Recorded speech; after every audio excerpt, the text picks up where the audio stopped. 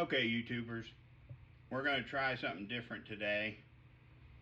This is something that I don't normally do because it's really hard to show work in progress because I don't have the special cameras and the different ways of setting those things up. But currently working on a max ported, they're 241 castings from I think year 2000. So we are going to show some of the work. I've already removed the intake rocker bolt lumps, but I wanted to at least show the process that I go through when I remove the swirl ramp and start the rough cut procedure to narrow and profile my guide. So let's see what we can do with this thing. Okay guys, you can see where I've taken right now my weapon of choice is just my 5/8 double cut, I think it's called a tree. What I do is I take what I call the business end, this part of it, and just quickly knock down that bulbous area right on the top of the guide boss. I'm not hitting the guide material itself, or at least I'm trying to stay away from it. I'm just using that fattest part of the tree right now to just remove that bulbous area right around that top edge of that guide. So now I'll show you what I do next. Okay guys, you can see where I've just taken the tip, I'm going to say the tip of the tree, and I've just started slowly removing the upper edge, like that upper ridge of the swirl ramp. Because in my previous videos I mentioned you use your existing floor as like your landmark to know how much you're removing off of the ramp, because you don't want to just go in there and start from the other side of the port towards the seat and try to dig down and remove your ramp, because if you lose your original floor landmark, it's really easy to go too deep on that bias side of the port, because right below that area is coolant passages. So you have to be very aware how much material you're removing from that particular part of the port. That's why I like to start by making myself some room by removing that bulbous area at the top of the valve guide boss, then removing that ridge, the very crest or top ridge of the ramp. I'll start pulling it down to where I can get a landmark to the back of the bowl, and then I'll lower this to about the same size as what I call the shorter, skinny side of the port. I'll just get a visual reference about how low I need to go when I'm pulling that down, and then I'll blend it all the way into the existing ramp. But what I'm trying to do is widen that area where that 5/8 burr will fit all the way through there smoothly without catching and jumping and trying to get away from me, which I will warn you, you need to go slow or have two really strong hands on this tool, because if you start trying to plow your way through there, it's going to jump all over the port.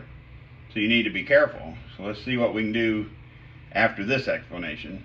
Okay guys, I was trying to give you a little bit better angle so you can see how, as I'm moving that swirl ramp down, I am maintaining a landmark both behind the guide and on the original floor, or original port, sorry. Well, that way I can continue to just pull that down very slowly until I'm comfortable to switch over to a different style, like egg style burr, double cut egg style burr, or single, whatever you guys have, to blend that original port to the new area where you're coming up to the back wall of this port. So keep in mind, we're not wanting to dig down to make that air take a harder angle to get into the cylinder. We're trying to promote that air coming off of that port, following up past the guide, and getting from that point to this point with the least amount of turn possible. Okay, so, you know, shy away from just digging real deep right back here unless it's promoting your turn to get past your seat, if that makes any sense. When you start working or removing that swirl ramp, just keep telling yourself, I'm not trying to dig a hole, I'm just trying to make the smoothest angle or angle of attack or whatever you want to refer to it as, for that air to come through that port and get to this point. You don't want to make it, you know, run into the back wall and have to climb out. You're going to basically have a, well, I don't know that I've mentioned this in other videos, but this side is your bias side of your port on these LS Cathedral ports.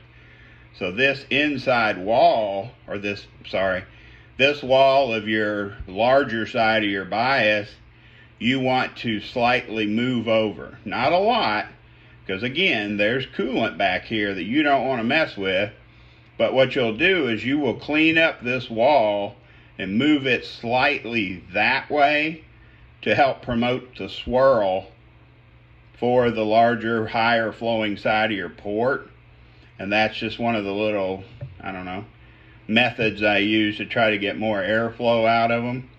But when I work that wall and pull it around, I'll blend it into my, you know, where I remove my ramp, and then slowly get the shape and angle I want to hit this back wall, climb into the port.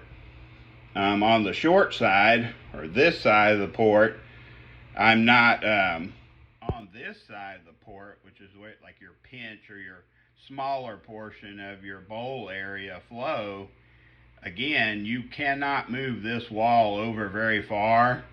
Most porters try not to move it hardly at all if they know what they're doing. There is coolant right behind this wall, so you don't go crazy over here.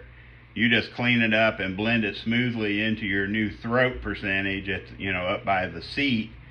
Where we're going to gain a little bit of flow on this side of the port is merely by reprofiling and narrowing the valve guide boss. Anyway, that's my initial rough cut for removing the swirl ramp and starting the valve guide boss process. Because basically I just reduce the profile and blend it and make it flow a little bit better air. So anyway, I wanted to try to make a video in a way that I don't usually show, to try to help people out if they're trying to port heads or if they just basically want to know more about it. So I appreciate you guys watching the channel. Hopefully this has been a little bit informative for people who want to learn.